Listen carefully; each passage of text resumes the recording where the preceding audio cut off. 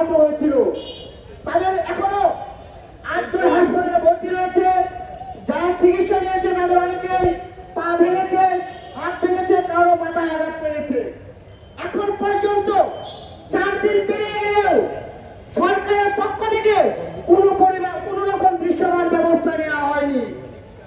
আমরা গত শনিবার দিন দেখেছিলাম বিএনপির পক্ষ থেকে বলা হয়েছিল সেই ঘটনার তদন্তের জন্য একটি তদন্ত কমিটি গঠন করবে। ঠিক ওই দিন বিকেলবেলায় প্রধান উপদেষ্টার পক্ষ থেকে প্রধান উপদেষ্টার প্রেস সেক্রেটারি জনাব শফিকুল আলম সংবাদ সম্মেলনে বলেছিল সেদিনকার ঘটনার তদন্তের জন্য সরকার একটি বিচার বিভাগীয় তদন্ত কমিটি গঠন করবে। কিন্তু ঘটনার 4 দিন পেরিয়ে গেলেও এখন পর্যন্ত সরকার কোনো তদন্ত কমিটি গঠন করতে পারে নাই।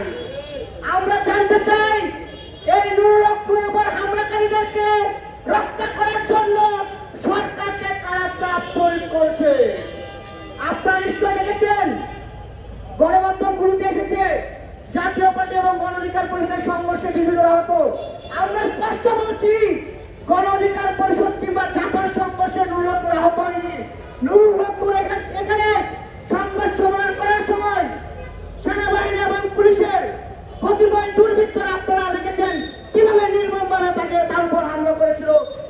সেটার ফুটেজ বিভিন্ন গণমাধ্যমে প্রকাশ হয়েছে।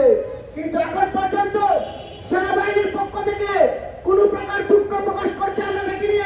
সেনাবাহিনীর পক্ষ থেকে এখন পর্যন্ত কোনো আশ্বস্ত পাই নাই আমরা যে যারা জড়িত চালক তাদেরকে ব্যবস্থা নেবে তাদের বিরুদ্ধে।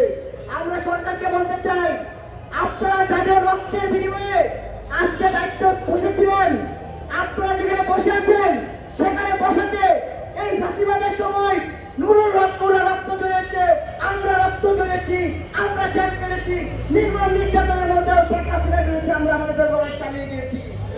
আমাদের রক্তের বিনিময়ে আপনারা বসেছেন এই বিপ্লবীদের উপর কারা হামলা করছে আপনাদেরকে সেটা চিন্তা করতে হবে। এই হামলা শুধু নুরুল হকের উপর নয়, এই হামলা হচ্ছে জুলাই গণঅভ্যুত্থানের পক্ষে শক্তির উপর।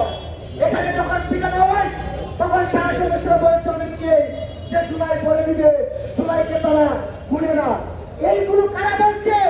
শেখ হাসিনা পালিয়ে গেলেও তাদের দূষণরা কিন্তু এখনো বাংলাদেশে রয়েছে। বিভিন্ন দপ্তরে বিভিন্ন বাহিনীতে শেখ হাসিনার যারা আশীর্বাদ পুষ্ট ছিল তারা কিন্তু শেখ হাসিনাকে ফিরিয়ে আনার জন্য দেশকে অস্থিতিশীল করার চেষ্টা চালিয়ে যাচ্ছে।